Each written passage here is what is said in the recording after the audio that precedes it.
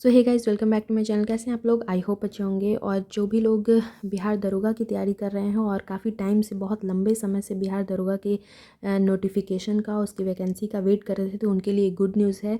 जो बिहार दरोगा की तरफ से जो मद्य निषेध विभाग है, उसके लिए आपकी फॉर्म आ गई है। हालांकि सीट बहुत ही ज़्यादा कम है, लेकिन इस वाले में डिपार्टमेंट में सीट कम ही आती है। इसके पहले भाई 64 सीट के लिए आई थी, तो ऐसे ही करके हमेशा आती है। तो उस हिसाब से अभी सिर्फ और सिर्फ 28 सीट है। मे बी ये थोड़ा आगे बढ़ भी जाए, बट अभी फ़िलहाल 28 सीटों के लिए आई है। ये मेन दरोगा नहीं है, जो मेन दरोगा होता है उसमें 2000 प्लस सीट या 1800 की बात चल रही है, तो वो ये वाली दरोगा नहीं है। तो अभी ये मद्य निषेध दरोगा है, उसमें 28 सीटों के लिए वैकेंसी आई हो। और देखिए, हमारा ये 27 तारीख से आपके फॉर्म फिलअप शुरू हो जाएंगे और एक महीना यानी कि 27 मार्च तक आपके फॉर्म फिलअप चलेंगे। तो जो भी लोग इसके लिए एलिजिबल है वो सारा क्राइटेरिया देख लीजिएगा आप लोग। मैं शॉर्ट में बता देती हूँ कि अगर आप ग्रेजुएट हैं, कोई भी मतलब लड़का लड़की कोई भी हो, तो आप इसके लिए एलिजिबल हैं। साथ में आपकी न्यूनतम उम्र 20 साल होनी चाहिए। अधिकतम लड़कियों के लिए 40 साल है, लड़कों के लिए 37 साल है।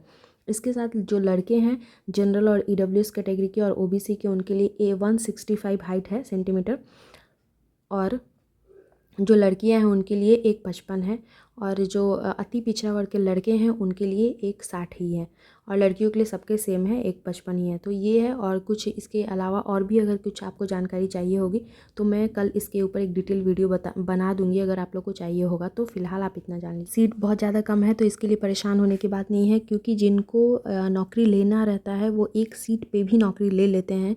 और जो भी बच्चे हैं जो मेरिट से छट गए हैं, उनके लिए एक अच्छा अपॉर्चुनिटी है। बहुत लोग हैं जो सिर्फ बिहार दरोगा को ही फोकस करते हैं। मैं ऐसे बहुत सारे लोगों को जानती हूँ, क्योंकि दरोगा का एग्ज़ाम क्या है ना कि वन लाइनर होता है। प्लस इसमें क्या है कि आपका जो सर्टेन एरिया है वहाँ से फिक्स है क्वेश्चंस कि यहाँ के से क्वेश्चंस आते ही आते हैं। उसका पैटर्न में बहुत ज़्यादा हेरफेर नहीं होता है।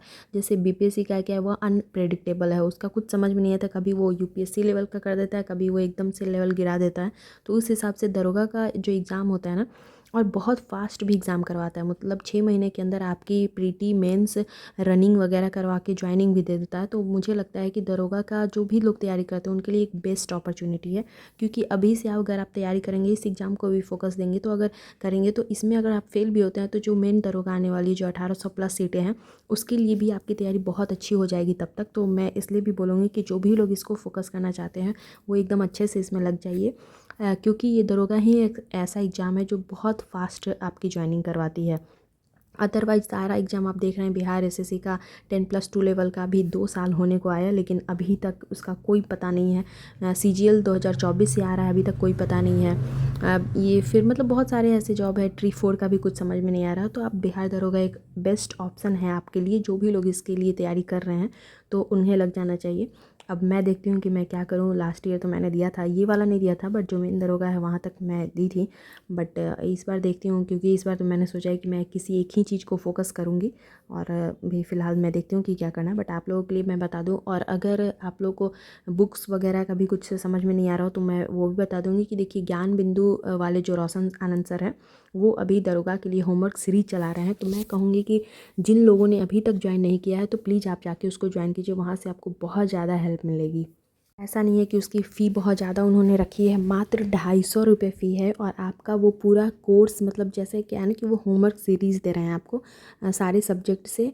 3 दिन उनका साइंस है और 3 दिन उनका आर्ट्स है, साथ में करंट अफेयर्स को लेके चल रहे हैं। और साथ में आपका क्या है ना कि वो 75 क्वेश्चंस आपको पर डे क्लास में करवाते हैं। जैसे आपको वो होमवर्क देंगे कि इतना से इतना पेज नंबर तक आपको पढ़ के आना है, साथ में वो एक प्रीवियस ईयर का सेट भी करवाते हैं, वो सारे करके आना है। और सबसे मिला के वो 75 क्वेश्चंस पर डे वो आपको करवाते हैं। तो अगर आप कुछ नहीं भी करें तो एटलीस्ट वो 75 क्वेश्चंस को भी आप पर डे कर लेते हो, तो आपके लिए बहुत ज़्यादा बेनिफिशियल होगा, बहुत सारी चीज़ें। तो एक रिज़ल्ट मैंने अभी तक के अपने एक्सपीरियंस में यही देखा है ना कि आप कितना भी पढ़ लो, अगर आप प्रैक्टिस नहीं करते हो ना तो आपका रिज़ल्ट नहीं आने वाला है। क्योंकि बहुत आसान चीज़ें भी हम लोग गलती कर देते हैं due to lack of practice.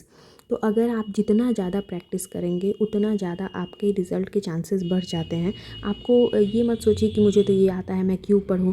तो यही गलती हम लोग करते हैं कि हमें लगता है कि हमको तो ये आता ही है, फिर मैं क्यों पढूं। लेकिन उसी चीज़ को आपको बार बार पढ़ना है।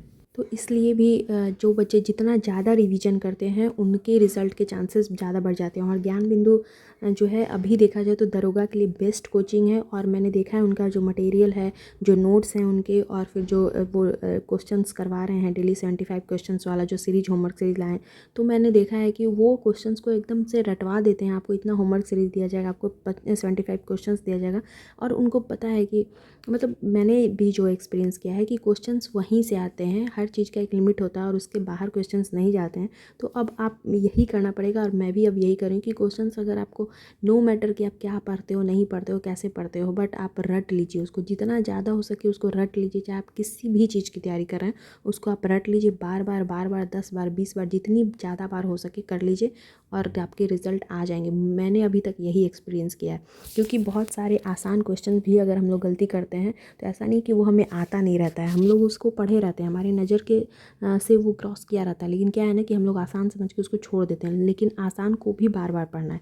चलिए फिर मिलते हैं नेक्स्ट वीडियो में। Till then bye bye. Channel पे पहली बार आए तो सब्सक्राइब कर दे, पुराने सब्सक्राइब है तो लाइक कर दे।